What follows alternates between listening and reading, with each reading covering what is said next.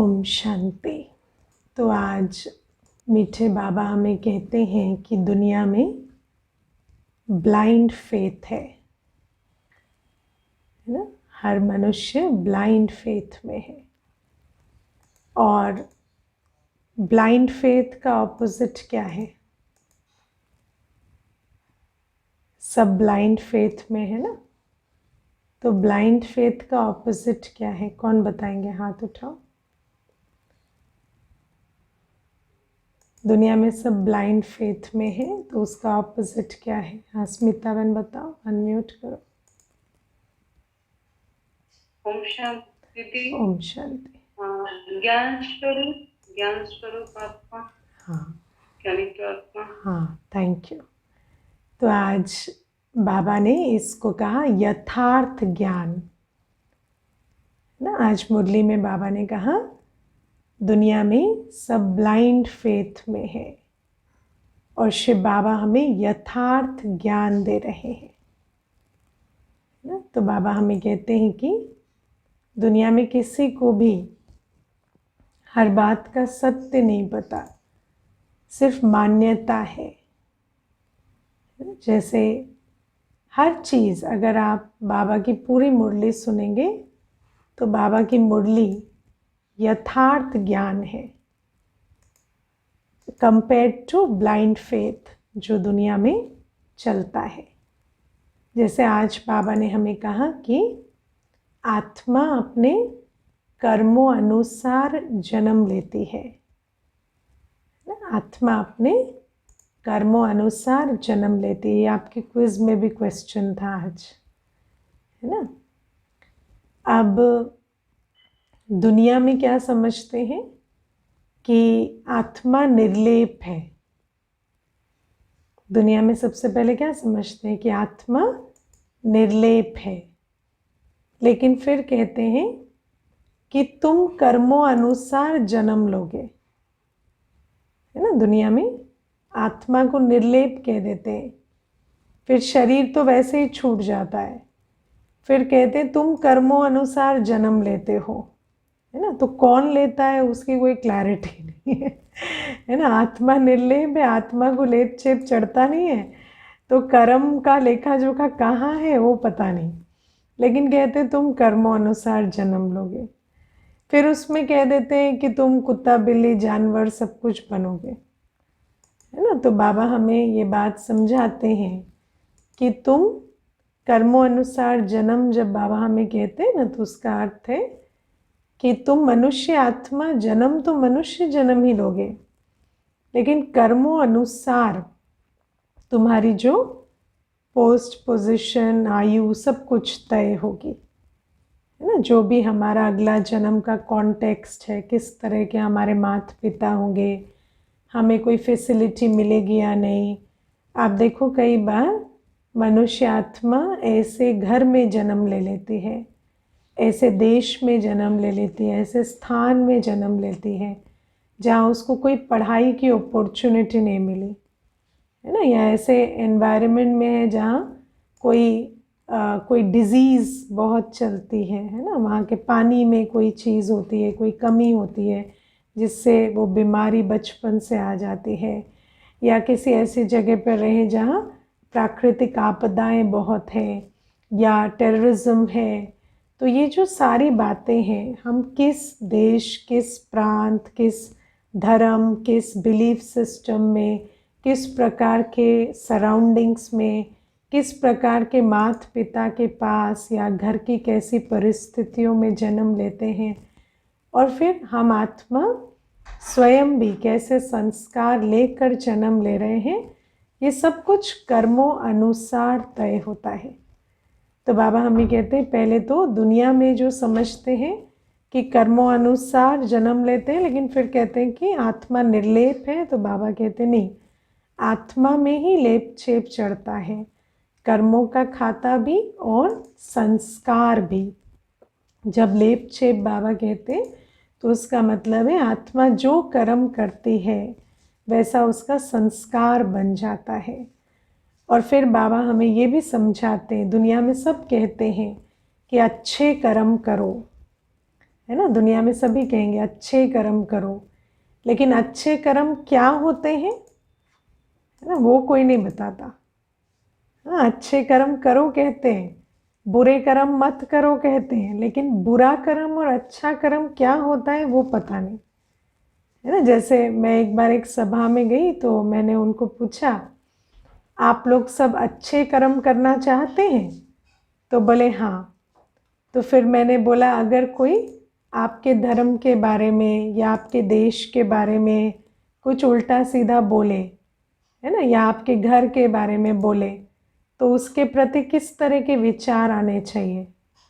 तो उन्होंने कहा उनके प्रति तो बहुत गुस्सा आना चाहिए, है ना, और मुख से भी बहुत उनको अपशब्द बोलने चाहिए, है ना। तो फिर अच्छे कर्म क्या होते हैं?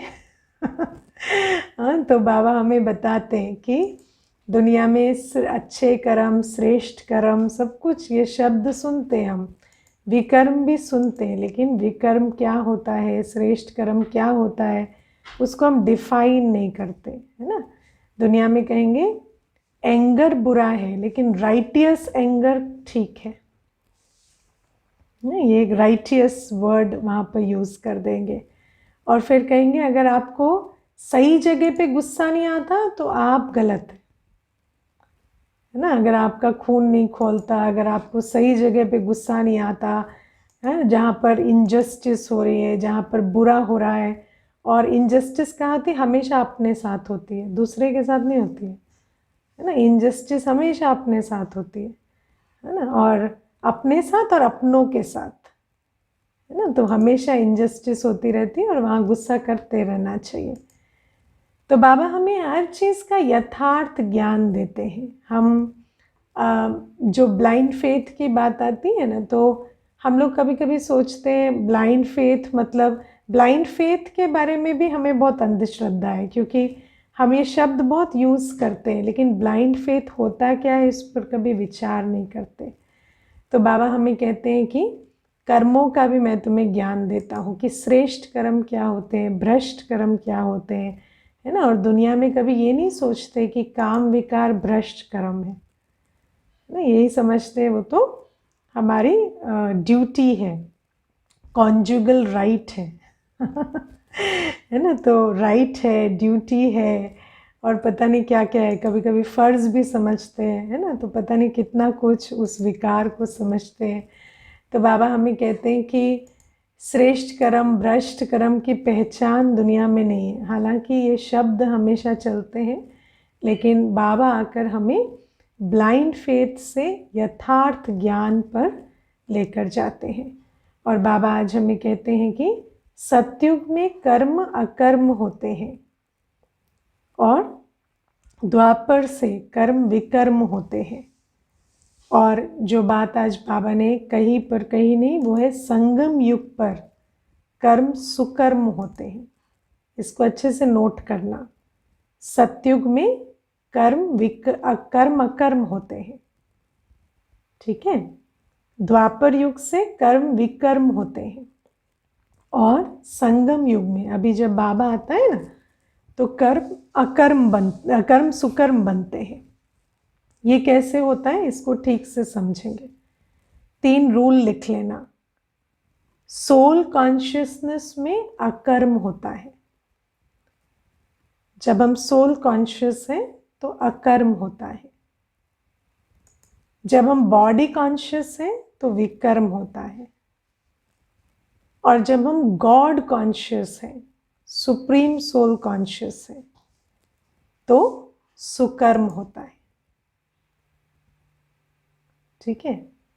जब हम सुप्रीम सोल कॉन्शियस हैं तो सुकर्म होता है, जब हम सोल कॉन्शियस हैं तो अकर्म होता है, और जब हम बॉडी कॉन्शियस हैं तो विकर्म होता है।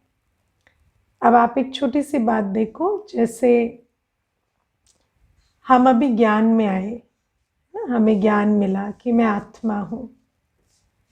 अगर हम सिर्फ सोल कॉन्शियस बने, अभी हम सिर्फ ये सोचे मैं आत्मा हूँ, और घर गृहस्थ में रहते मैंने अपने को आत्मा समझकर भोजन बनाया, मैंने आत्मा समझकर सफाई की, मैंने एक्सपेक्टेशन फ्री होकर कर्म किया, तो मेरा विकर्म नहीं बना, वो श्योर है। लेकिन वो क्या बन गया? अकर्म बन गया, सुकर्म नहीं बना। समझ आया? सुकर्म नहीं बना, वो अकर्म बना, क्योंकि वहां पर मैंने जिनके लिए कर्म किया वो हमारे कार्मिक अकाउंट्स थे। वहां पर हमने बिना अटैचमेंट के, बिना ग्रीड के, बिना ईगो के कर्म किया, तो मेरा पाप का खाता नहीं बना, लेकिन कोई सुकर्म नहीं बना। सुकर्म करने के लिए गॉड कॉन्शियस होना पड़ता है ना? गॉड कॉन्शियस कैसे बनते हैं?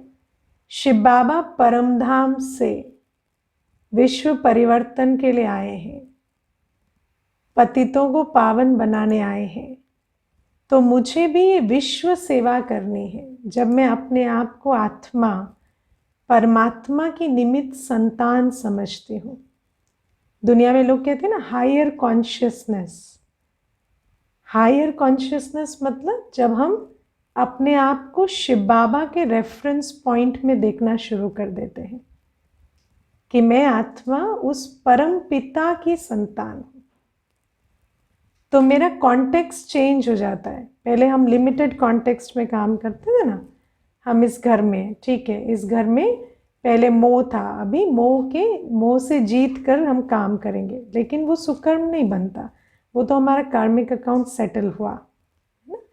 लेकिन जब हम अपने आप को शिव बाबा की संतान समझकर और हम विश्व सेवा की जिम्मेवारी उठाने लगते हैं, जब हम समझने लगते हैं कि शिव बाबा के बच्चे मतलब मेरे भाई बहन, शिव बाबा उनके कल्याण के लिए आया है, तो मेरी भी वही जिम्मेवारी है फर्स्ट एंड फॉरमोस्ट। और शिव बाबा रूहानी सेवा के लिए आया है, तो मुझे भी सबसे पहले रूहानी सेवा करनी है हर आत्मा की। तो जब हम शिव बाबा के रेफरेंस पॉइंट में अपने आप को देखने लगते हैं ना, तब सुकर्म बनता है, तब हमारा दृष्टिकोण बेहद का बन जाता है। तब हम ये नहीं समझते ये मेरा लिमिटेड परिवार है, इसके लिए मेरा जन्म हुआ है, इसके लिए मुझे कर्म करना है, तभी विश्व परिवार बन जाता है। और जैसे शिव बाबा के हर बच्चे के लिए शिव बाबा का प्यार है, ऐसे शिव बाबा के हर बच्चे के लिए मेरा भी बहुत प्यार है, क्योंकि वो मेरा भाई या बहन है, क्योंकि मेरी डेफिनेशन ही ये हो गई मैं शिव बाबा का बच्चा हूँ, है ना। और फिर शिव बाबा जिस अलौकिक परिवार को रचते हैं, ये जो ब्राह्मण परिवार है, ये मेरा ओरिजिनल परिवार बन जाता है ना, हमारा क्लोजेस्ट फैमिली ये बन जाती है। तो बाबा हमें कहते हैं जब ये चेतना आती है ना, सुप्रीम सोल कॉन्शियसनेस, तब सुकर्म होता है। अब सतयुग में बाबा की याद किसी को नहीं रहती, और वहाँ कोई दुखी भी नहीं होता, कोई सुख, और सब सुख स्वरूप होते हैं, तो किसी को सुख देने की भी बात नहीं होती, और दुख देने का अपना संस्कार नहीं होता, क्योंकि सब सोल कॉन्शियस है। तो इसीलिए वहाँ पर भी हम किसी को सुख नहीं दे सकते। हम क्या करते हैं? वहाँ अकर्म करते हैं। जो भी करते हैं उसका ना कोई पाप का खाता जमा होता है, ना पुण्य का खाता। और जब हम बॉडी कॉन्शियस होते हैं, है ना, द्वापर युग से, तो हम जान कर करें या अनजाने में करें, हमारे सारे कर्म विकर्म ही बनते हैं, है ना। कभी कभी मैं आप लोगों को सवाल पूछती हूँ ना कि सुबह से लेकर अपने दुनियावी जो भी हम काम करते हैं ना, उसमें अपने हर कर्म को देखो। कोई भी ऐसा कर्म है जो काम, क्रोध, लोभ, मोह, अहंकार के बिना हम करते हैं? ऐसा कोई कर्म नहीं। जब हम बॉडी कॉन्शियस होते हैं तो हानि, लाभ, मान, अपमान, निंदा, स्तुति, जय, पराजय, यश, अपयश, इसी चक्कर में ही कर्म करते हैं। हमारे हर कर्म का ड्राइविंग फोर्स ही, है ना, ये होता है कि मुझे क्या मिलेगा। वो इमोशनल गेन हो सकता है, वो फाइनेंशियल गेन हो सकता है, वो सिक्योरिटी हो सकती है, वो सेंस ऑफ सेटिस्फैक्शन हो सकता है जो आप अपनी मोरल ऑब्लिगेशन फुलफिल करके करते हैं, है ना, क्योंकि कंडीशनिंग हुई है कि ये नहीं करेंगे तो गिल्टी फील होगा, इसीलिए भी करते हैं। बहुत सारी चीज़ें हम करते हैं, लेकिन बिना प्राप्ति के हम कोई काम नहीं करते दुनिया में। तो बॉडी कॉन्शियस वर्ल्ड में हमेशा विकर्म बनता है, क्योंकि जब हम कोई भी चीज़ प्राप्ति के लिए करते हैं तो वो प्राप्ति जो उससे मिलने वाली नहीं है, क्योंकि सिद्धांत यही है कि किसी भी बॉडी कॉन्शियस कर्म से प्राप्ति नहीं मिलेगी। इच्छावश कर्म करेंगे तो कभी अच्छा नहीं बनेंगे और अच्छाई का अनुभव भी नहीं होगा। तो बाबा कहते फिर अप्राप्ति, असंतुष्टता ये मिलती चली जाती। तो आज बाबा हमें बहुत अच्छे से कर्म, अकर्म, विकर्म की भी पहचान देते हैं और बाबा कहते हैं कि दुनिया में यथार्थ ज्ञान किसी को भी नहीं है। अब हमें यथार्थ ज्ञान है तो हम यथार्थ ज्ञान को अभी कर्म में लगाएं, है ना। कभी कभी ज्ञान तो मिल गया कि सुकर्म क्या है, अकर्म क्या है, विकर्म क्या है, लेकिन फिर भी हम चेक करें कि इतना समझने के बाद भी हम सुकर्म कर रहे हैं या अभी भी विकर्म बना रहे हैं या अकर्म पर ही ध्यान दे रहे हैं कि चलो हमारा पाप का खाता ना बने। लेकिन पाप का खाता नहीं बना ठीक है, लेकिन पुण्य का खाता तो बने ना। तो जैसे आप देखो कई बार कहते हैं कि हम घर गृहस्थ में रहते, वही जो 4 फैमिली के लोग हैं ना, उनके साथ आजकल कड़वा नहीं बोलते, उनके साथ मीठा बोलते हैं, उनके साथ प्यार से चलते हैं, तो उसमें हमारी पुण्य की कमाई हो रही है। लेकिन पुण्य की कमाई वहाँ नहीं होती जहाँ पर आपके पास कोई चॉइस नहीं है ना। उन चारों को झेलना तो आपको पड़ेगा ही, दुख से करो सुख से करो वो चॉइस आपके पास नहीं है तो वहाँ पर हम बस इतना कर सकते हैं कि हमारा विकर्म ना बने, है ना। वो हमारा कार्मिक सेटलमेंट है। वहाँ पर हमारे पास ये चॉइस नहीं है कि हम कहें हम ये चॉइस से कर रहे हैं, चॉइस से नहीं कर रहे हैं। हमने सिर्फ एक वाइज डिसीजन लिया है कि हम यहाँ पर बिना विकर्म बनाए चलेंगे, है ना। इतना समझ में आया है। लेकिन सुकर्म करना एक बहुत कॉन्शियस चॉइस है। तन, मन, धन और संबंध, चारों चीज़ें सचमुच बाबा की श्रीमत पर श्रेष्ठ कर्म में लगाना, है ना, सचमुच विश्व सेवा में इनको स्वाहा करना, ये कॉन्शियस चॉइस है, ये कोई मजबूरी नहीं है ना। ऐसा नहीं है हम उस सिचुएशन में फंसे हुए हैं कि हमें करना पड़ेगा। तो जहाँ हम फंसे हुए हैं वहाँ कभी सुकर्म नहीं बनता। सुकर्म बनने के लिए हमें हिम्मत का कदम उठाना पड़ता है। तो जो हिम्मत का कदम उठाते हैं वही सुकर्म बनाते हैं। तो इन बातों को हमें बहुत अच्छे से समझना है। अभी जो नए नए जुड़ रहे हैं, अभी धीरे धीरे ये बातें सेटल होंगी बुद्धि में। इतना आसानी से नहीं बैठती बुद्धि में, है ना। सुनने में तो शुरू में भी अच्छा लगता है, लेकिन धीरे धीरे बुद्धि में बात बैठती है। आज बाबा हमें एक और बहुत अच्छी बात कहते हैं कि तुम अमरलोक में जाने वाले हो तो तुम मृत्युलोक वालों को याद नहीं करो, है ना। मृत्युलोक में कौन कौन है? हाँ, मृत्युलोक में सभी है जिसको भी आपकी आंखें देख सकती है वो सब मृत्युलोक में है।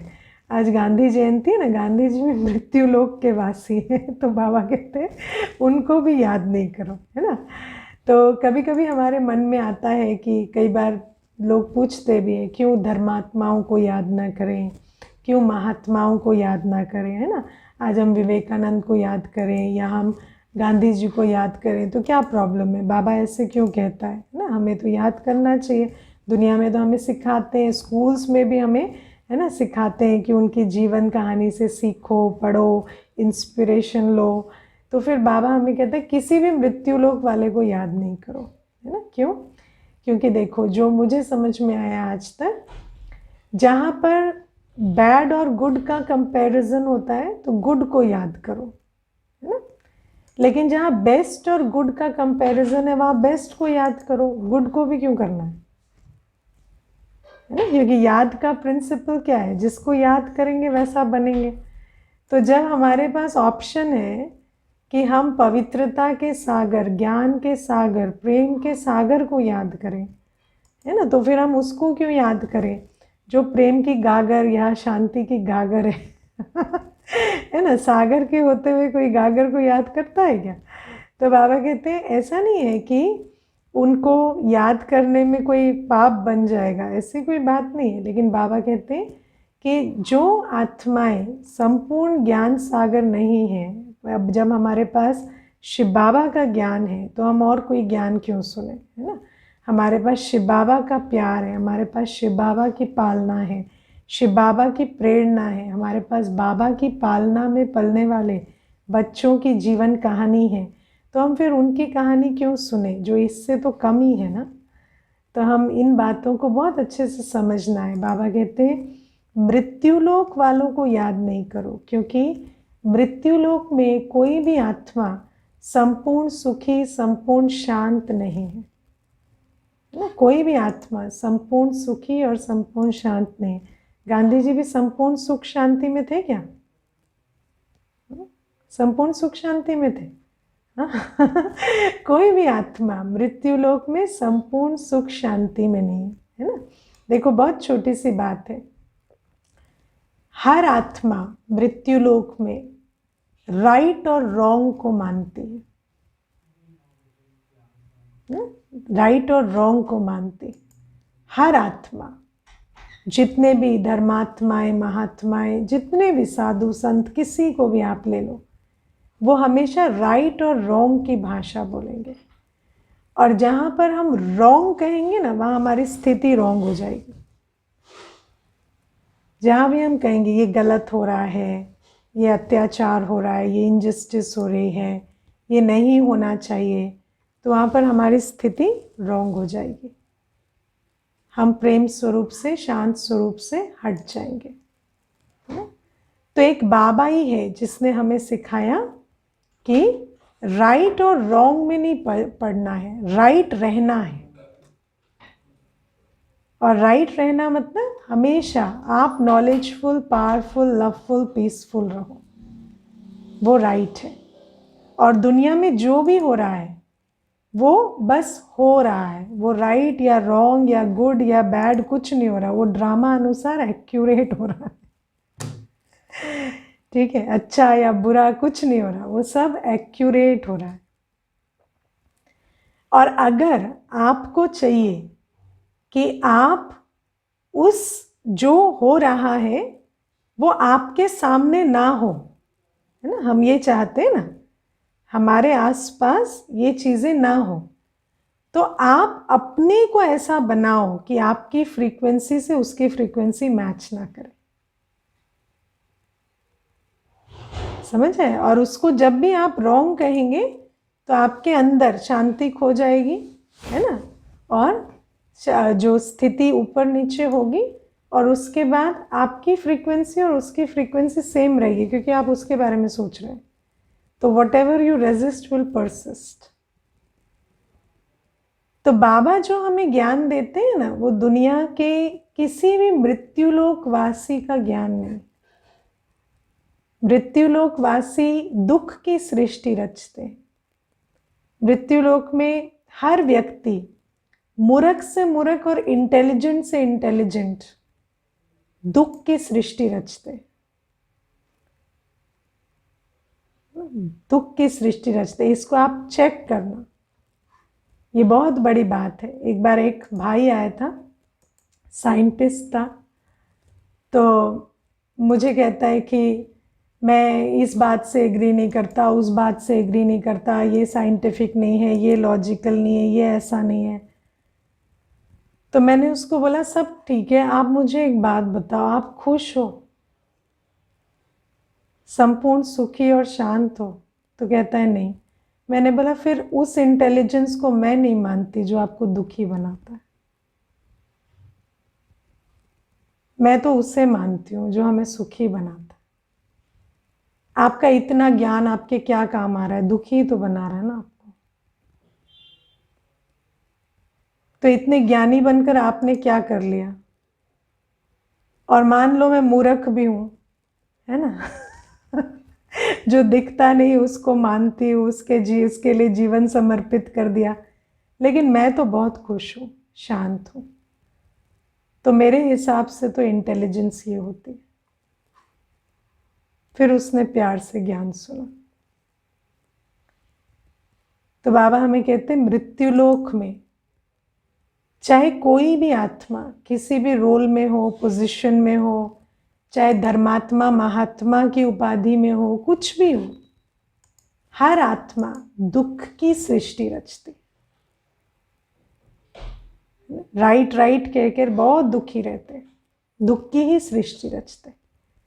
इसीलिए बाबा कहते हैं इस दुनिया में जिस गली तुम्हें जाना नहीं है उसका पता क्यों पूछना है, जैसा तुम्हें बनना नहीं है उसकी जीवन कहानी को क्यों पूछना है ना। तो बाबा कहते किसी से कुछ सीखने के लिए यहाँ नहीं। और जब तक बाबा नहीं था हम अनेकों से सीखते थे, हमारे पास कोई ऑप्शन नहीं था। लेकिन अब बाबा कहता है अब तुम्हारे पास मैं हूं, तुम सिर्फ मुझे याद करो, है ना, सिर्फ मुझे याद करो। जब हम बाबा को याद करते हैं तो कई बार ज्ञान और योग को अलग अलग कर देते हैं, है ना। जैसे हम जब ज्ञान सागर बाबा को याद कर रहे हैं तो ज्ञान को भी तो याद करेंगे ना, है ना। पवित्रता के सागर बाबा को याद कर रहे हैं तो पवित्रता की जो डेफिनेशन बाबा ने बताई है वो भी तो याद आएगी। शांति के सागर बाबा को याद करेंगे तो शांति जिस तरह से बाबा ने हमें समझाई है या अनुभव कराई है वो भी तो याद आएगी। तो कई बार हम क्या करते हैं, ज्ञान को यहाँ साकार लोक में छोड़ देते हैं, है ना, सारा ज्ञान यहाँ उतार के रख देते हैं और परम धाम चले जाते हैं और वहाँ लेज़र लाइट को याद करती रहती है। हाँ? तो ऐसे नहीं याद करना होता। किसको याद कर रहे हैं? वही बाबा जो हमें प्रैक्टिकल ज्ञान का सागर आकर जो ज्ञान दे रहे हैं ना, उसी ज्ञान सागर बाबा को हमें ज्ञान सागर के रूप में वहाँ याद करना है। उसी पवित्रता के सागर बाबा को हमें पवित्र स्वरूप में याद करना है वहाँ पर। तो इसको दोनों को आपको क्या करना पड़ेगा, थोड़ा एक लिंक बनाना पड़ेगा ये ज्ञान और योग में, है ना। कई बार क्या करते हैं कि प्रेम जो है ना, तो प्रेम को भी क्या करेंगे, यहाँ प्रेम का सागर प्यार दे रहे हैं, लेकिन उस प्यार को यहीं छोड़कर वहाँ पर प्रेम का सागर से प्यार मिल रहा है, किरणें मिल रही हैं, किरणें हैं पर वो प्यार की किरणें हैं। और उस प्यार की किरणों में क्या क्या समाया हुआ है, संबंध का अनुभव समाया हुआ है, उसमें एक्सेप्टेंस समाई हुई है, हम जो हैं जैसे हैं वैसी एक्सेप्टेंस समाई हुई है, उसमें हमारे लिए कल्याण की भावना समाई हुई है। और फिर ये भी समाया हुआ है ये शुभ भावना कि हम देवता बनने वाले हैं।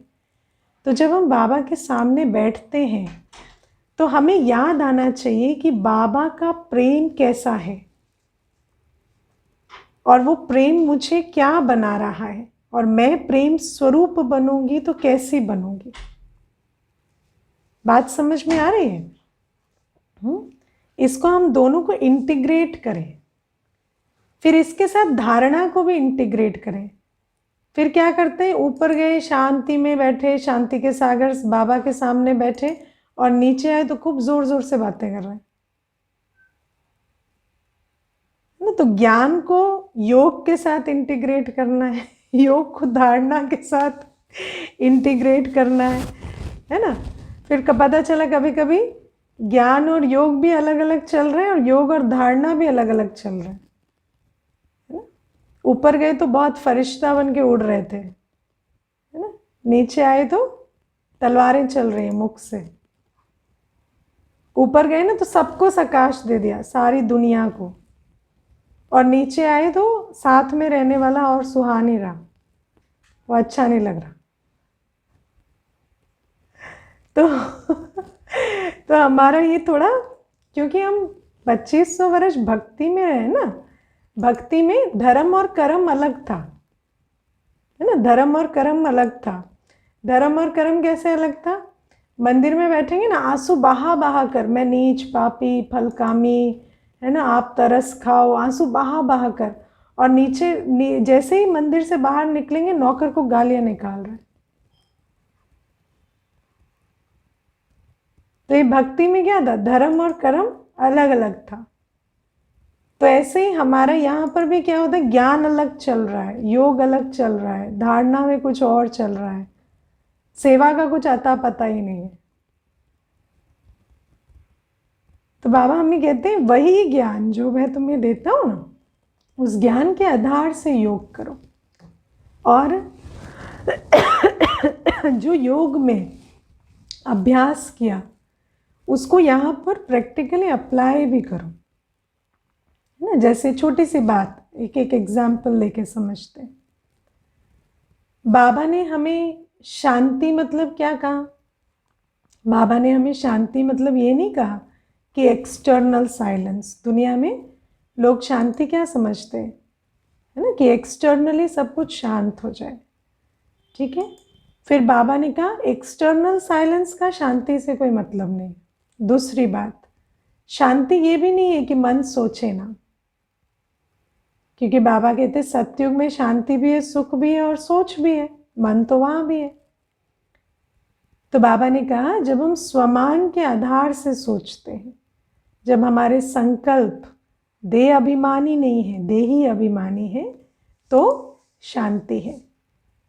तो बाबा ने हमें शांति की परिभाषा बताई। बाबा शांति का सागर है, पर वो भी तो संकल्प रच के मुख से बोल रहा है ना, है ना। शांति का ज्ञान वो बोल के देता है शांति से थोड़ी देता है। तो बाबा कहते मुख के खुलने से, बोलने से या सोचने से शांति का संबंध नहीं। जब विकार नहीं है तो शांति है, विकार से अशांति आती है ना। और फिर बाबा कहते हैं जहाँ शांति होती है वहाँ सामंजस्य आता है ना। जब बाबा निर्विकारी है, शांत स्वरूप है, तो हम आत्मा का भी मन बाबा से जुड़ता जाता है। तो बाबा कहते हैं जब हम परम धाम में जाते हैं, बाबा के सामने बैठते हैं, तो ऐसा नहीं कि मुझे कोई संकल्प नहीं आएगा, लेकिन मेरे संकल्प कैसे हैं, मैं आत्मा कैसी हूँ, मैं बाबा के सामने बैठी हूँ, बाबा मेरा कैसा है, बाबा के साथ मैं एक तार में जुड़ी हुई हूँ। जैसे बाबा के अंदर सिर्फ एक ही संकल्प है, विश्व कल्याण, है ना, बाबा मुझे प्यार से देख रहा है, ऐसे ही मेरे अंदर भी वही संकल्प चल रहे हैं, और इन संकल्पों में शांति का अनुभव हो रहा है। तो बाबा कहते हैं ये जो ज्ञान और योग को इंटीग्रेट करना पड़ेगा।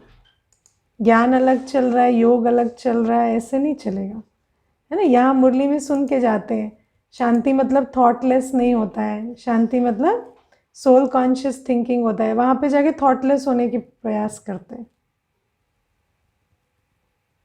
तो जो ज्ञान बाबा दे रहा है उसके आधार से योग करेंगे ना। और फिर कहते हैं कि वहाँ नींद आ जाती, नींद आएगी, हाँ, बाबा को भी नींद आ जाएगी अगर एक भी संकल्प नहीं चलाएंगे तो, है ना। तो संकल्प तो चलेंगे ना, लेकिन संकल्प वो वाले नहीं चलाने जो हम नॉर्मली चलाते, है ना। तो बाबा हमें ये बातें समझाते। फिर हम आए, नीचे आए फिर से, तो धारणा पर भी अटेंशन देना कि हमारे अंदर सिर्फ सोल कॉन्शियस थिंकिंग चले। हम व्यवहार में आ रहे हैं, कारोबार में आ रहे हैं, अशांत क्यों होते? अशांत इसलिए नहीं होते कि हमें बहुत दिन से हॉलीडे पर नहीं गए, अशांत इसलिए होते हैं क्योंकि हम बॉडी कॉन्शियस थिंकिंग में जा रहे हैं। अगर हम सब कर्म करते, है ना, सोल कॉन्शियस थॉट में रहेंगे, हम कभी अशांत नहीं होंगे। जानकी दादी कितनी वाचा सेवा करती थी, सारे दिन दादी की वाचा सेवा होती थी, और दादी कितनी शांत, दादी कितनी शांत थी पता है? कि रिसर्च हुई उनके ब्रेन में, कि रिसर्च हुई तो ये पाया गया कि ब्रेन सारे दिन डेल्टा वेव्स प्रोड्यूस करता है। Delta waves are the most silent waves, जो साइलेंस, बिल्कुल शांति की अवस्था में जो डीप स्लीप स्टेट होती है उसमें डेल्टा वेव्स प्रोड्यूस होते हैं, और दादी के हर समय डेल्टा वेव्स ब्रेन की स्थिति होती थी, और दादी सारे दिन वाचा सेवा करती थी। तो शांति का सही अर्थ समझ के, शांति का सागर कैसा है उसके सामने मैं बैठी हूँ तो वो जैसा है मैं वैसी हूँ, संबंध के अनुभव में बैठना है ना। तो बाबा कहते हैं ज्ञान के आधार से योग करो। मैं तुम्हें यथार्थ ज्ञान देता हूँ हर चीज का। दुनिया में प्यार क्या है किसी को पता नहीं था, है ना। बाबा कहते प्यार का आधार क्या है? प्यार का आधार है संबंध, प्यार का आधार है परिचय, है ना। बाबा मुझे जानता है, मैं बाबा का बच्चा हूं, मैं कैसा भी हूं बाबा को प्यारा हूं, है ना। तो जब हम समझेंगे कि बाबा मुझे क्यों प्यार करता है, क्योंकि मैं परमात्म संतान हूं, तो हम जब उस भावना को अपने अंदर भरेंगे कि बाबा मुझे अपने बच्चे के रूप में देख रहा है, इसीलिए बाबा को टोटल एक्सेप्टेंस है, मेरी बिलोंगिंग है बाबा को कि ये मेरा है ना। तो उस भावना को जब हम अपने अंदर समाएंगे तो नीचे आएंगे, तो फिर हर आत्मा को देखेंगे, कोई भी कर्म कर रही है आत्मा, तो हमें याद है ये कौन है, ये बाबा का बच्चा है, मेरा भाई है। तो उस कारण से एक्सेप्टेंस आ जाएगी। एक्सेप्टेंस के लिए परिचय और संबंध का अनुभव जिससे स्नेह आता है वो बहुत जरूरी है। बिना स्नेह के एक्सेप्टेंस नहीं होती। मैंने एक बार एक उसमें वीडियो भी बनाया था, जिन्हें हम प्यार करते हैं उन्हें हम स्वीकार करते हैं। जहाँ प्यार होता है ना कि ये मेरे अपने हैं, है ना, एक पिता की संतान है, तो वहाँ अपने आप एक्सेप्टेंस आ जाता है। टॉलरेंस, एक्सेप्टेंस, ये कोई बहुत बड़ी बात नहीं है। इसको इमर्ज करने के लिए जैसे बाबा मुझे देखता है, बाबा क्या देख रहा है जो उसको प्यार आ रहा है, बहुत विशेष है क्या हम, इसीलिए प्यार करता है बाबा हमें। हाँ विशेषता तो प्यार से भर जाती है। किसी को प्यार दो अपने आप विशेष बन जाएगा। किसी को प्यार देकर देखा है? रूहानी प्यार विशेषता भर देता है। हर आत्मा विशेष है, उस विशेषता को इमर्ज करने के लिए रूहानी प्यार चाहिए होता है। जैसे बीज को फलीभूत करने के लिए पानी चाहिए होता है ना, ऐसे रूहानी प्यार वो पानी है जो आत्मा के अंदर की विशेषता को, गुणों को फलीभूत करता है। तो बाबा मुझे इसलिए प्यार करता है, जब मैं बाबा के सामने बैठती हूँ ना, प्रेम का सागर, तो बाबा मुझे देखता है, मैं वो 5000 वर्ष से बिछड़ा हुआ सिकील अधा बच्चा हूँ, गले का हार हूँ, इसीलिए बाबा मुझे प्यार करता है। तो जब हम नीचे आए तो फिर उस बात को अपने जीवन में भी लाएं कि जो मेरे आसपास है वो कौन है, वो वही है जिनके साथ हम परमधाम में एक साथ रहते थे। अलग अलग कॉस्ट्यूम में हैं अभी, लेकिन वही आत्मा है। और एक बार इमर्ज करके तो देखो इस भावना को, आपको सामने वाले से वही भावना रिटर्न में मिलेगी। आप भी सरप्राइज्ड हो जाएंगे कि मुझे तो ज्ञान है, इस आत्मा को इतना अपनापन क्यों फील होता है ना। क्यों होता है? क्योंकि स्मृति से स्थिति बनती है। स्नेह और प्यार एक ही होता है, स्नेह और प्यार एक ही, स्नेह प्रेम प्यार जो भी बोलो, है ना, एक ही चीज है। रूहानी जब हम यूज करते हैं रूहानी भाषा, तो हम स्नेह ज्यादा यूज करते हैं इस शब्द को, है ना। तो बाबा हमें सब चीजों का यथार्थ ज्ञान देते हैं। प्यार का फाउंडेशन क्या है, शांति असली क्या है, प्योरिटी क्या है। तो जब हम बाबा को पवित्रता का सागर देखते हैं तो बाबा कैसा है? वही बाबा है, छोटा सा बिंदु है, ब्रह्मा तन में आके सारा काम करता है, लेकिन बिल्कुल न्यारा हो जाता है ना। मीठे बच्चे कहता है, इतना प्यार देता है, लेकिन परमधाम में जाकर बिल्कुल अपनी स्थिति में स्थित हो जाता है। तो ऐसे मैं भी न्यारी और प्यारी आत्मा हूँ, सब कर्म करते, देह का आधार लेते भी, जैसे बाबा देह से न्यारा रह सकता है, ऐसे मैं भी पवित्र हूँ। तो ऐसे इंटीग्रेट करें हर चीज को। और बाबा कहते हैं सिर्फ एक बाबा को याद करो, कोई मृत्युलोक वासी को याद नहीं करना है। हमें अब मृत्युलोक वासी नहीं बनना है। इस दुनिया में, दुख अशांति की दुनिया में हमें नहीं आना है। तो हमें वो कर्म नहीं सीखने जो मृत्युलोक वासी कर कर इसी दुनिया में वापस आ रहे हैं। हमें वो कर्म सीखने हैं जिससे यहाँ से हम एग्जिट कर जाए और सत्युग की सुख की दुनिया में आए। तो एग्जिट करने वाले कर्म सीखने के लिए उसको याद करना पड़ेगा जो परमधाम से आया है। वो जो यही गोते खा रहे हैं उनको याद करने से एग्जिट नहीं होगा, है ना। समझ आई? तो बाबा ये बातें आज हमें बताते हैं और बाबा हमें आज और एक बात कहते हैं, जो ज्ञानी तो आत्मा होते हैं उनको अपने गुणों और विशेषताओं का अभिमान नहीं होता, है ना। क्यों नहीं होता? क्योंकि उनको ठीक पता है कि ये सब कुछ बाबा का दिया हुआ है है ना। और जैसे कभी कभी ना मुझे सबसे फनी चीज़ क्या लगती है पता है? कभी कभी व्यक्ति कहता है मैं सेल्फ मेड हूँ। हाँ, उसको पूछो, अगर आप उस पिता के यहाँ जन्म नहीं लेते जहाँ आपने लिया, आपके पास वो बुद्धि नहीं होती जिसको आप उपयोग करके इतना सेल्फ मेड बन रहे हो, तो क्या करते? कुछ करते क्या? हाँ, बुद्धि भी तो देन है ना। जो भी हमें जो भी संकल्प उत्पन्न होते ड्रामा अनुसार होते, है ना। एक ही परिस्थिति में हमें क्यों ये प्रेरणा मिलती, किसी को क्यों नहीं मिलती, ये सब कुछ ड्रामा अनुसार होता है। इसमें किसी को अभिमान करने की कोई बात नहीं। और जब हम समझ जाते हैं ना हम जो कुछ है बाबा की वजह से ड्रामा के वश है, तो हम फिर दूसरे को भी ना अभिमान से देखते ना अपमान से, क्योंकि हमें समझ आता है ये भी जो भी है ये ड्रामा के वश है हम हैं, ये हमारी डेस्टिनी है, वो है, वो भी उसकी डेस्टिनी है। You can't help being yourself, they can't help being themselves. और ये सिर्फ कमजोरियों को अप्लाई नहीं करता, ये विशेषताओं को भी अप्लाई करता है ना। किसी के अंदर कोई विशेषता है, किसी के अंदर कोई, और नहीं है तो उसका भी कुछ कर नहीं सकते, है ना। बाकी प्रेम स्वरूप रहेंगे, ज्ञान स्वरूप रहेंगे, तो उनके अंदर जो भी कुछ है वो इमर्ज हो जाएगा आपकी कंपनी में। ये पक्की बात है। बाबा भी क्या करता है? बाबा हमें अपना संग देता है, प्यार देता है, सब कुछ देता है, तो हम बन जाते हैं, हम और कुछ नहीं बनते। हम जो ओरिजिनली हैं वो बन जाते हैं। हर बच्चा अलग अलग है और हम अलग अलग ही बनते हैं। तो बस हमें भी वही करना है जो बाबा करता है, अपने स्वरूप में स्थित होना है।